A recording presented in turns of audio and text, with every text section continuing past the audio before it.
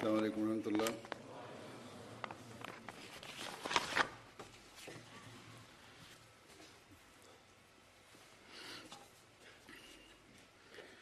أشهد أن لا إله إلا الله وحده لا شريك له وأشهد أن محمدا عبده ورسوله أما بعد فأعوذ بالله من الشيطان الرجيم بسم الله الرحمن الرحيم الحمد لله رب العالمين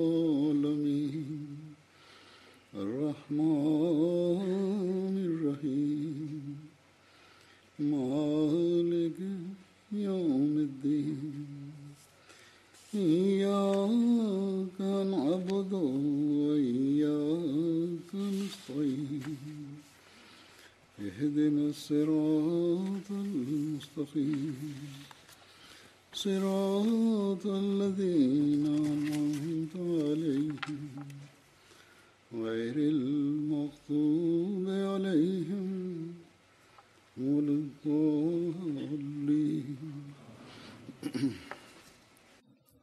À partir d'aujourd'hui, par la grâce d'Allah, débute la Jalsa Salana de la Jamaat des Pays-Bas. Allah m'a permis de participer dans votre Jalsa après plusieurs années.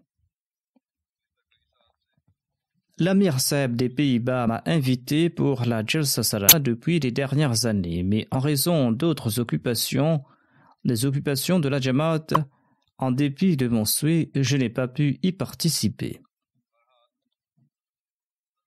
En tout cas, par la grâce de Dieu, je suis présent aujourd'hui lors de cette Jalsa Salana. Depuis les dernières années, le nombre d'Ahmadis aux Pays-Bas a augmenté. Il y a eu sans nul doute une augmentation d'un tiers. Nombre d'entre eux sont venus du Pakistan. Il y a aussi des nouveaux venus.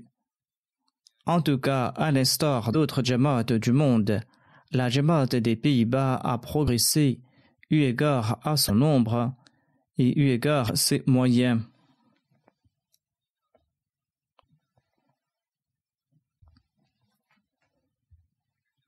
Le système de la publication des ouvrages s'est amélioré.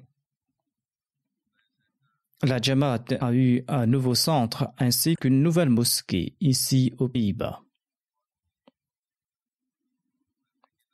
Je n'ai pas vu cette mosquée, mais nombre de gens m'ont fait part de la beauté de la mosquée d'Almere. Dit que vous avez bâti une très bonne mosquée. Inch'Allah, l'inauguration officielle aura lieu la semaine prochaine. Quoiqu'on y accomplit déjà la Salat dans cette mosquée. Or, sachez que cette augmentation en nombre, ou la construction de nouveaux centres, de nouvelles missions, ou la construction de nouvelles mosquées, tout cela sera avantageux lorsqu'on atteindra leur objectif. Ainsi, tout Ahmadi habitant dans ce pays doit accomplir son introspection. Tout Ahmadi doit tenter de saisir les objectifs à atteindre après avoir prêté allégeance au Messie promis alayhi salam.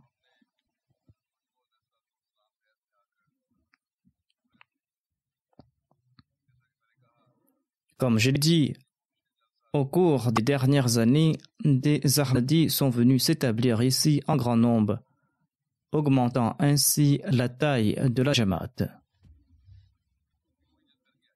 Pourquoi sont-ils venus s'établir ici?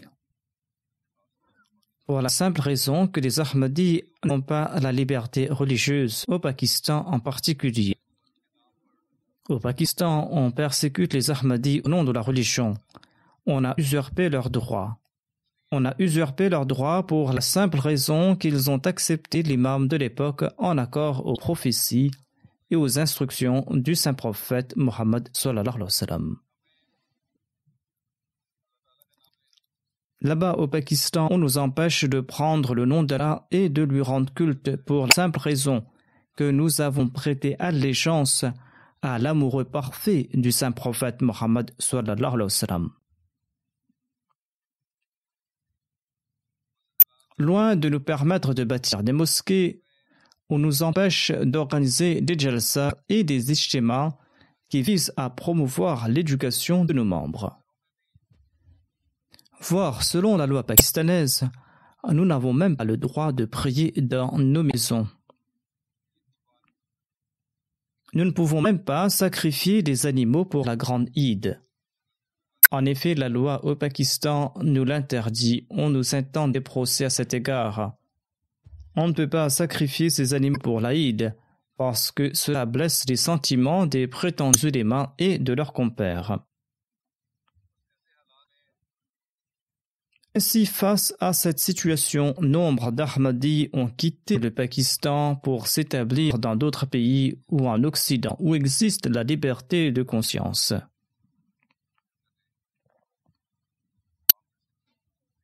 S'étant établi ici, vous profitez de la liberté religieuse. Et d'ailleurs, vous avez eu l'occasion d'améliorer votre condition financière et sociale en venant vous établir ici.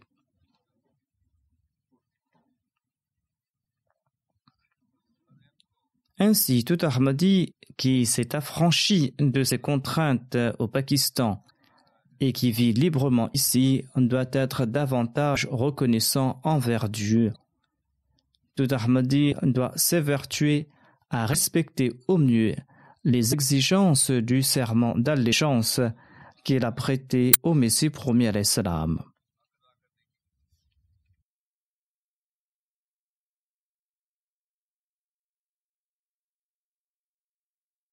Tout Ahmadi doit améliorer sa condition spirituelle et morale et doit accroître sa connaissance. Nous ne devons pas nous contenter du fait que nous sommes libres. Nous ne devons pas nous contenter du fait qu'il n'existe plus de contraintes nous empêchant de pratiquer notre religion.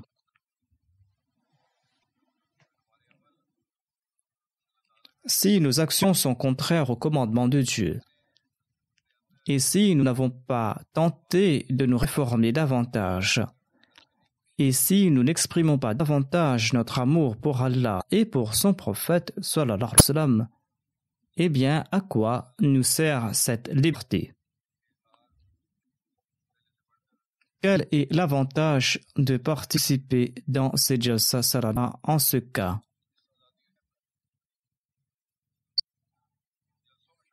Quel sera l'avantage de bâtir ces mosquées?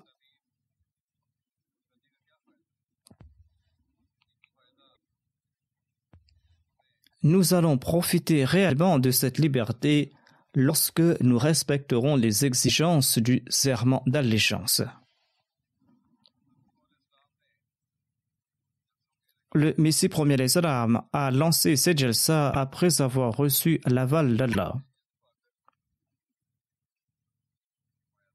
Il a lancé ces jalsa salana afin que nous appelions en nous des changements purs.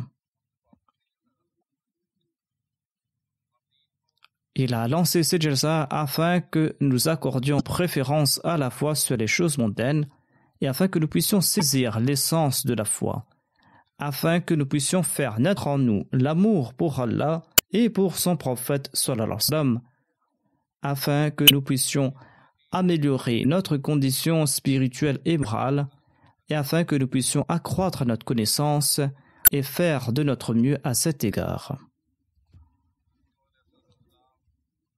Le Messie premier alayhi salam évoque en ces termes les objectifs de la Jalsa Salana en prodiguant des conseils à ceux qui lui ont prêté allégeance. Il prodigue ses conseils à ceux qui lui ont prêté allégeance en disant que tous mes adeptes sincères qui m'ont prêté allégeance doivent comprendre que le but de la Bayra est de refroidir leur amour pour ce bas monde, tout en accordant prééminence à l'amour pour Dieu et à l'amour pour le saint prophète Mohammed, paix soit sur lui.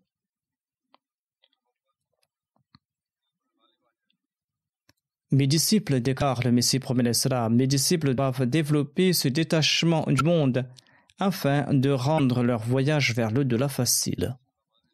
C'est là une instruction très limpide. Le Messie promet l'Islam affirme, en me prêtant allégeance, vous ne devez pas vous contenter de faire des simples déclarations verbales. Vous devez faire partie des gens sincères. Et l'on pourra progresser dans la sincérité et dans la fidélité lorsque l'amour pour Dieu et pour son prophète auront le dessus sur tout autre amour. C'est pour cette raison que dans les conditions de la Bayra, le Messie promet l'Islam affirme que l'initié lui prêtant allégeance promet de considérer la parole d'Allah et les traditions du saint prophète, paix soit sur lui, comme principe directeur en toute situation. L'on pourra prendre pour guide les paroles d'Allah et de son envoyé, paix soit sur lui, quand on éprouvera un amour sincère à l'égard de leur personne. Ainsi, ces jalsas sont organisés afin que nous puissions nous rappeler de l'objectif de notre serment d'allégeance.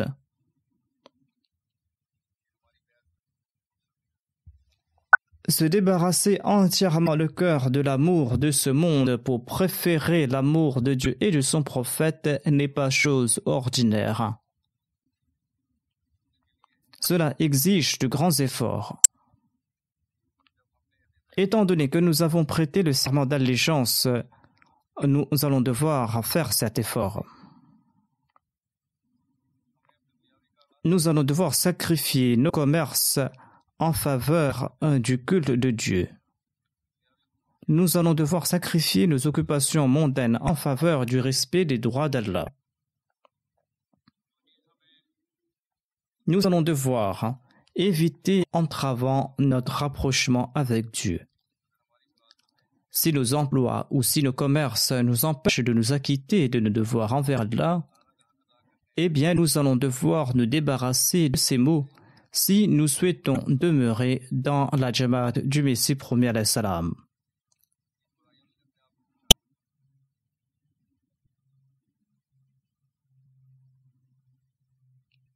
Nous allons devoir nous débarrasser de ces obstacles.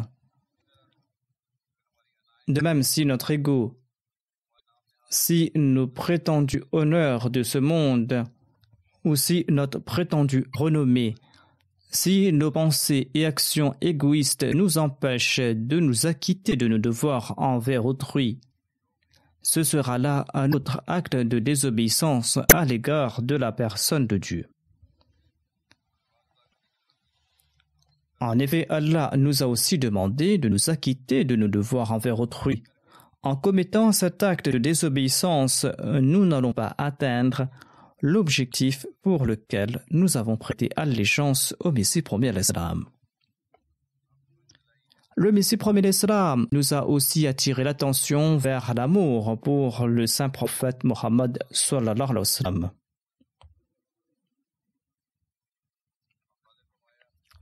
Il a déclaré que l'amour que nous vouons au saint prophète Mohammed, paix sur lui, doit dépasser tout autre amour, car cet amour est le truchement qui nous mènera vers Allah. C'est en suivant les instructions du saint prophète Mohammed, paix sur lui, et c'est en suivant la sunna du saint prophète Mohammed, paix sur lui, que l'on pourra atteindre Dieu. Dieu demeure le truchement pour l'exaucement de nos prières et pour connaître une bonne fin.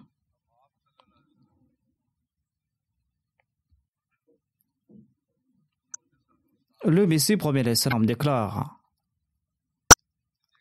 Allah affirme dans le Saint-Coran que قُلْ إِن كُنْتُمْ تُحِبُّونَ اللَّهَ فَاتَّبِعُونِي يُحْبِبْكُمُ اللَّهُ. Dis, si vous aimez Allah, en ce cas, suivez-moi. Dieu vous aimera en retour. C'est-à-dire, lorsque vous allez suivre le saint prophète Mohammed, paix soit sur lui, Et lorsque vous allez respecter sa sunna, en retour, Allah vous aimera.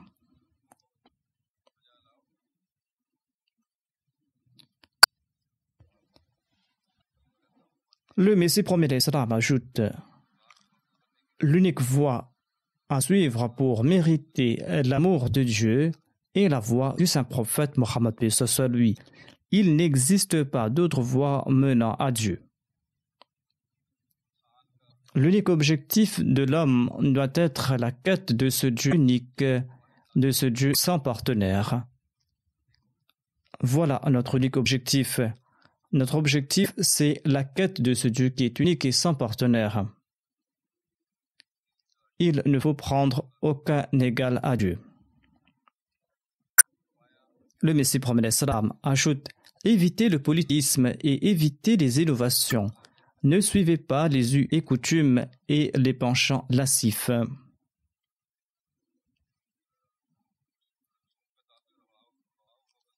Sachez que l'unique voie offrant le succès à l'homme est la voie du saint prophète Mohammed sallallahu alayhi wa sallam.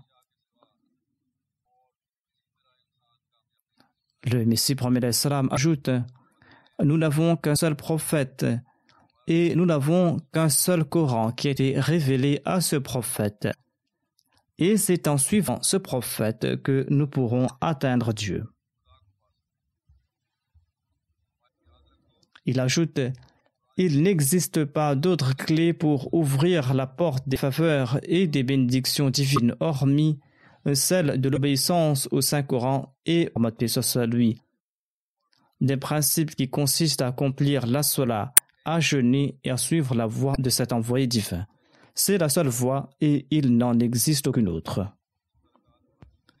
Ainsi, afin de mériter ces bénédictions, il importe d'aimer le saint prophète Mohammed lui et de suivre ses commandements en raison de cet amour que nous vouons à l'égard du saint prophète Mohammed lui. Au cas contraire, l'allégeance prêtée au Messie promis l'Islam sera futile, tout comme notre présence à la Jalsa Salana, tout comme il l'a déclaré. Le Messie promet l'Islam ajoute: je suis l'amoureux de ce bien-aimé d'Allah. Si vous souhaitez demeurer mon disciple, vous allez devoir aimer mon bien-aimé. Le Messie promet l'Islam ajoute: coupez-vous de ce monde. Coupez-vous de ce monde et séparez-vous des faces de ce monde, de ses plaisirs et de ses amusements. Chacune de vos actions doit être conforme au commandement d'Allah et de son prophète sallallahu alayhi wa sallam. Il n'est certainement pas interdit d'acquérir les biens de ce monde. Il n'est pas interdit d'avoir un emploi ou un business. D'ailleurs, Allah lui-même nous a enjoint de travailler. Les compagnons du saint prophète, paix soit lui, qu'Allah soit content d'eux, travaillaient et ils tenaient les commerces. Certains d'entre eux étaient de grands négociants. Ils faisaient des transactions valant des centaines de milliers, voire des millions. Ils étaient propriétaires des biens valant des centaines de millions. Or, leur amour pour Allah l'exaltait et le saint prophète Mohammed, paix soit lui, avait primé sur tout cela. Leur unique souci était de respecter les exigences de l'adoration de Dieu et de suivre les ordres du saint prophète Mohammed sallallahu alayhi wa sallam. Ils avaient peur de commettre quelque action qui aurait déplu à leur bien-aimé. Ces temps-ci, j'évoque les compagnons du saint prophète Mohammed paix soit lui dans mes sermons. L'on y découvre les exemples des actes d'adoration de nombre d'entre eux, ainsi que leur niveau d'obéissance à l'égard du saint prophète paix soit lui et leur amour pour sa personne. Leur unique souci était d'attirer toute action susceptible d'attirer le déplaisir du saint prophète Mohammed paix soit lui. Nous devons avoir cela en tête. En dépit de toutes nos occupations mondaines, nous ne devons pas faiblir dans notre amour pour Allah et pour le saint prophète Mohammed paix soit lui, Inch'Allah. Et pour ce faire, nous devrons, dans la mesure du possible, suivre les commandements d'Allah et de son prophète et nous allons devoir améliorer notre conduite et nous allons devoir profiter de l'atmosphère spirituelle de la Jalsa. Nous sommes réunis ici ces 3 jours afin d'améliorer notre conduite. Nous devons avoir à l'esprit la raison de notre présence ici ces 3 jours. Nous sommes ici afin de profiter de cette atmosphère spirituelle pour améliorer notre conduite, afin de nous débarrasser de nos maux, afin de nous consacrer au souvenir d'Allah et à l'istighfar, tout en se consacrant à l'adoration d'Allah. Si nous avons des intentions contraires à cela, notre présence à la Jalsa sera inutile. Le bon sens exige que nous considérions ces 3 jours comme un camp d'entraînement. Un camp d'entraînement nous permettant de nous débarrasser des lacunes accumulées à l'extérieur de ce milieu spirituel. Des lacunes que l'on accumule tout naturellement lorsqu'on est à l'extérieur de ce milieu spirituel. Le Messie promet l'Islam évoque en ces termes les avantages de la Jalsa. Il déclare, dans la mesure du possible, mes amis doivent se réunir au cours de ces dates afin d'écouter les paroles divines et afin de participer dans les prières. Lors de cette rencontre, ils s'occuperont à écouter des vérités et des perles de savoir visant à renforcer leur foi, visant à renforcer leur certitude et nécessaires à l'acquisition de la connaissance de Dieu. Ainsi, la Jalsa vise à renforcer la foi et la certitude et à accroître la ma'rifa, cette connaissance de Dieu. D'ailleurs, le Messie promet l'Islam a aussi déclaré que la Jalsa n'est pas une foire mondaine où l'on se réunit pour faire du bruit ou pour montrer son foi. Tel n'est pas l'objectif de la Jalsa. Toute personne présente à la Jalsa, homme ou femme, jeunes ou vieux, doit renforcer sa foi, doit renforcer sa conviction. Et tout participant à la Jalsa doit accroître sa ma'rifa, sa connaissance de la personne de Dieu, afin de grandir dans son amour pour Allah et pour son prophète. C'est en renforçant sa foi et sa certitude et sa ma'rifa que l'on pourra accroître son amour pour Allah et pour son prophète sallallahu alayhi wa sallam. Si nous n'avons pas reconnu le statut d'Allah et de son prophète, et si nous n'avons pas une ferme conviction en la personne d'Allah, l'on ne pourra pas accroître sa ma'rifa. C'est en renforçant sa ma'rifa que l'on pourra progresser dans la foi.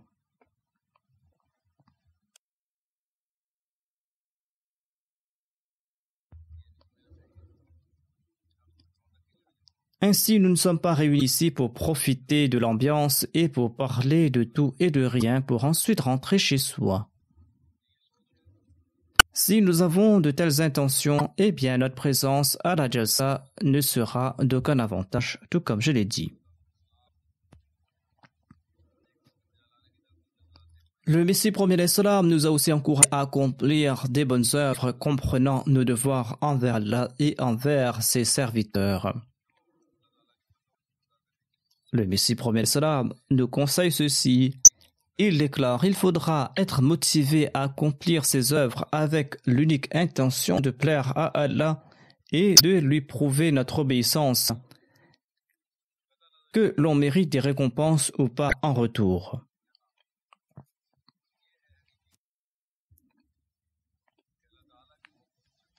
Ainsi, telle est la philosophie de la vraie foi.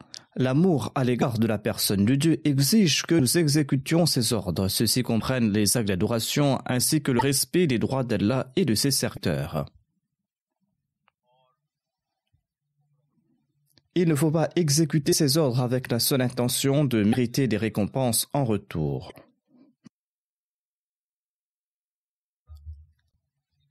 Certes, Allah récompense toute œuvre méritoire. Certainement, il récompense toute œuvre méritoire. Or, la vraie foi exige que l'on accomplisse ces bonnes œuvres étant donné que l'ordre émane de la part de Dieu et non pas avec l'intention de recevoir quelque récompense en retour. Le Messie promet l'Islam explique « La foi sera parfaite quand on se débarrassera de ses idées et de ses attentes. » C'est-à-dire ses attentes si l'on sera récompensé ou pas. Il ne faut pas s'empêtrer dans telle pensée, sinon la foi ne sera pas parfaite. Le Messie prophète d'Islam ajoute: il est vrai qu'Allah ne laisse pas partir vainement toute bonne œuvre, tout comme l'affirme le verset Inna Allah la yudi'u ajra al-muhsinin. Allah ne laisse pas partir à la perdition les œuvres des muhsinin. Le Messie prophète d'Islam ajoute: celui qui accomplit de bonnes œuvres ne doit viser les récompenses.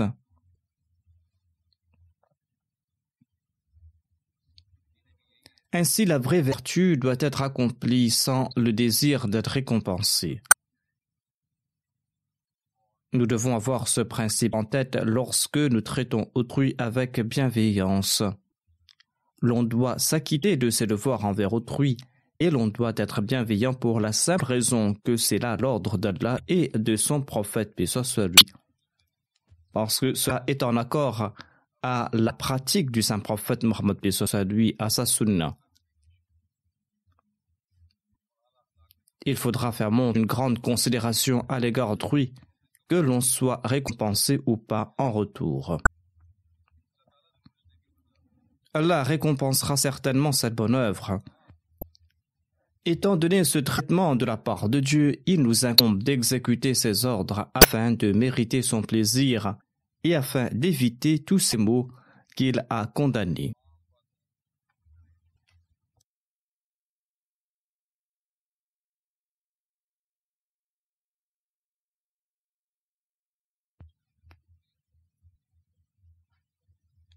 Une fois établi dans ces pays développés, il est plus que nécessaire de scruter nos conditions et d'éviter toutes ces futilités commises au nom de la liberté.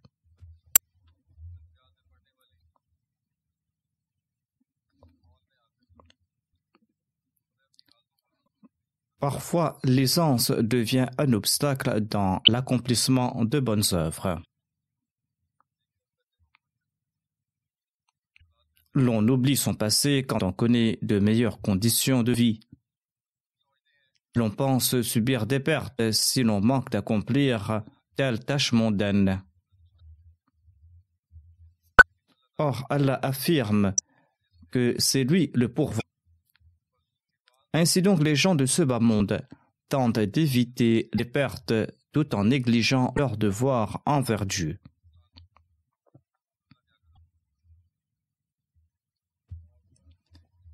Malheureusement, certains des nôtres tombent dans cette catégorie et ils sacrifient leur sola en faveur de leurs occupations mondaines. Ils abandonnent la sola si la sola tombe au moment de leurs occupations ou ils combinent leur sola. Parfois, ils l'abandonnent entièrement et ils l'oublient entièrement, mais ils n'oublient pas leurs occupations mondaines. Nous devons éviter pareil comportement, ou parfois ils accomplissent la sola à la va-vite, comme une corvée à être achevée au plus vite. Or, ceci n'est pas une expression d'amour à l'égard d'Allah, c'est une expression d'amour à l'égard de ce monde. Afin de respecter les exigences du serment d'allégeance prêté au Messie prophète d'Islam, il faudra respecter les exigences de l'adoration d'Allah. Le Messie prophète d'Islam nous explique que le culte d'Allah doit être paré de l'amour personnel de Dieu. Ceci est l'action essentielle. Il faudra à Dieu en l'acceptant comme une obligation et non comme une corvée à accomplir au plus vite. L'obligation doit être parée de l'amour personnel. Une fois teintés de cette couleur, tous les desseins mondains disparaissent. C'est là que l'on saisit la réalité de préférer la foi à ce bas monde.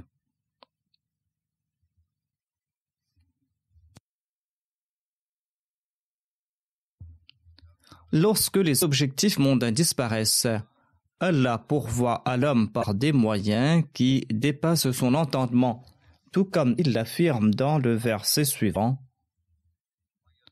وَمَن يَتَّقِ اللَّهَ يَجْعَل لَّهُ مَخْرَجًا وَيَرْزُقْهُ مِنْ حَيْثُ لَا يَحْتَسِبُ.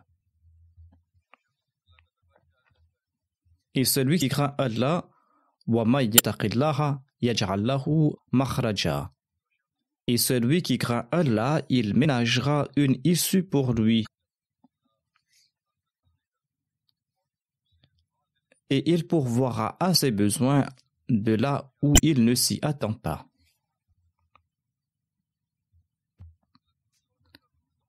Le Messie premier l'Islam explique: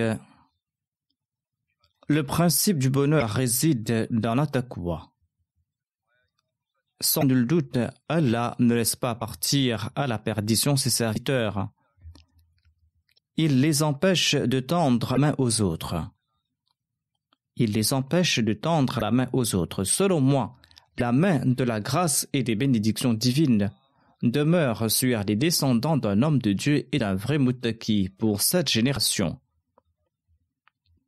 Ces bénédictions durent pour cette génération à moins qu'un de ses descendants ne commette de ses mains une action le privant de la grâce divine.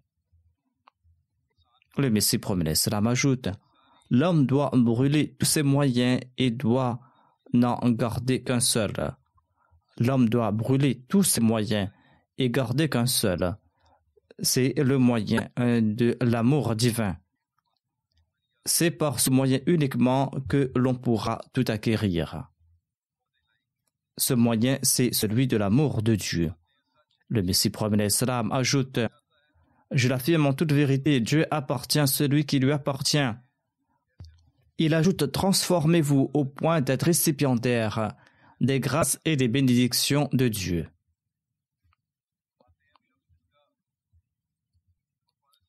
Celui qui vit avec l'unique objectif de profiter des plaisirs et des délices de ce monde, celui-là n'a tiré aucun avantage de sa vie. Celui qui mène sa vie avec l'unique objectif de profiter des plaisirs et des délices de ce monde, eh bien celui-là n'a tiré aucun avantage de sa vie. Il n'a accordé aucune part à Dieu. Le but de sa vie n'est que de consommer de bons mets et de dormir à point fermé, d'avoir femme et enfants, d'avoir des chevaux, de beaux jardins ou des champs. Celui-là n'est que l'esclave de son estomac. Celui-là n'est pas le serviteur d'Allah et il ne lui voue pas adoration, voire il ne mérite même pas le titre de serviteur de Dieu. Il se contente d'idolâtrer ses objectifs égoïstes. Son unique objectif est d'amasser des richesses, d'avoir une maison, d'avoir des voitures. Dans le passé, l'on disposait de chevaux. C'est pour cette raison que le Messie promet l'Islam a cité cet exemple. L'on peut offrir l'exemple de voitures de haut de gamme aujourd'hui. Ainsi, ces choses matérielles ne sont pas l'objectif ultime. Certes, ce sont des faveurs divines octroyées par Allah. Il faudra certainement profiter. Mais cela ne doit pas être notre unique objectif. Pareils gens sont les esclaves de ces objets temporels. Et ils vouent culte à ces objets. Ils ne sont pas les serviteurs d'Allah et ils ne l'adorent pas. Ils rendent culte en fait à leur désir personnel. Le Messie promet l'Islam ajoute: leur objectif et leur désir et leur Dieu sont leur convoitise et leur plaisir charnel.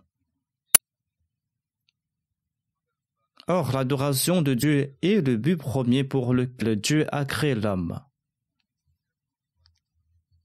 Tout comme il l'affirme dans ce verset: وَمَا خَلَقْتُ الْجِنَّ وَالْإِنسَ إِلَّا لِيَعْبُدُونَ. C'est-à-dire, j'ai créé les djinns et les hommes pour qu'ils m'adorent. Ainsi, l'adoration de Dieu est l'unique objectif fixé par Dieu pour eux. Et c'est à cette unique fin que tout l'univers a été créé. L'adoration de Dieu est l'unique objectif fixé par Dieu pour l'homme, et c'est à cette unique fin que tout l'univers a été créé. D'autres intentions ou d'autres désirs ne font pas partie de cet objectif ultime. Or, en ce monde, les comportements sont aux antipodes de ces principes. En lieu de cet objectif, les intentions sont tout à fait autres. Les hommes ont sombré dans le matérialisme et leurs désirs sont des plus étranges. En lieu du désir d'atteindre Dieu, la soif du matérialisme a pris de l'ampleur. Ces conseils doivent nous interpeller. Tentons-nous d'atteindre l'objectif de notre vie et ne nous soucions pas de ce bas monde. Ne dépensons pas toute notre énergie que pour ce monde. Usons de toutes nos aptitudes pour atteindre l'objectif réel de notre vie. Tout en résidant dans ces pays, tentons d'attirer les faveurs divines et respectons les exigences de son culte. Que nos intentions et nos désirs ne soient pas aux antipodes de ces principes comme l'explique le Messie premier salam. Mais que nous puissions reconnaître celui qui nous a créés et que nous respections les exigences de notre existence et que nous puissions atteindre l'objectif pour lequel Dieu a suscité le Messie premier à notre époque. Le Messie premier salam affirme « J'ai été suscité afin de renforcer la foi et afin de prouver aux hommes l'existence de Dieu, car la foi de toutes les nations est au plus faible. La vie de l'au-delà n'est plus qu'une légende. Les gens pensent que la vie de l'au-delà n'est qu'une légende. Ils pensent que la vie après la mort n'est qu'une histoire et qu'il n'y aura rien. Le Messie premier salam ajoute par leurs œuvres, les hommes prouvent que leur certitude concernant ce monde, concernant son faste et ses gloires, ainsi que leur confiance en les moyens matériels sont plus importants que la certitude et la confiance qu'ils devraient avoir en Dieu et concernant l'au-delà. Les langues déclament de belles paroles, mais l'amour de ce monde a conquis les cœurs. Certes, on cite le l'au-delà, mais l'on nourrit d'autres pensées dans le cœur. Et la prééminence du matérialisme se voit dans les actions. Le Messie premier salam ajoute « Jésus avait trouvé les Juifs dans cet état. Leur foi était insolente. Il était venu les ramener vers Dieu. Il en est de même à mon époque. J'ai été suscité afin de ranimer l'air de la vérité et de la foi, afin d'inspirer de nouveau la taqwa dans les cœurs. Il nous incombe aujourd'hui de respecter les exigences du serment d'allégeance prêté au Messie premier salam, et nous devons accroître notre amour pour Allah et ancrer fermement son unicité dans nos cœurs.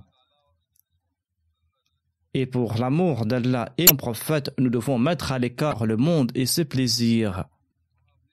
D'autre part, nous devons augurer en nous des changements purs, tout en tentant de rapprocher cette société de Dieu. Le monde rejette aujourd'hui l'existence de Dieu. Les ans, le nombre d'athées ne cesse de croître. Les gens abandonnent la religion. On voit cette tendance au sein du christianisme, au sein d'autres religions, et même chez certains musulmans.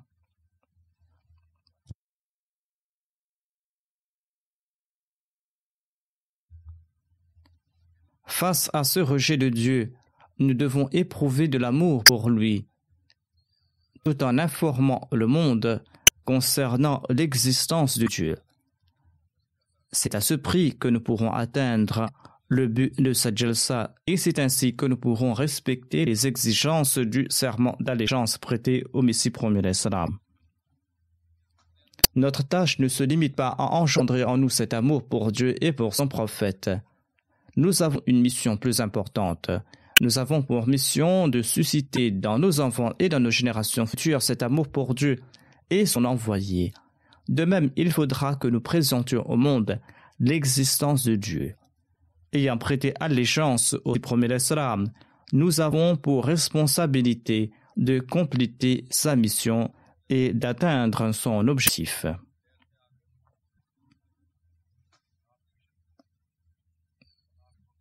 Qu'Allah nous accorde la possibilité d'accomplir cette tâche, que nous puissions profiter de ces jours de la Jalsa afin d'accroître la norme de nos ibadas et que nous soyons constants dans cette pratique, que nous puissions grandir dans notre amour pour Allah et pour son prophète et que les plaisirs et les désirs de ce monde n'aient pas le dessus sur nous.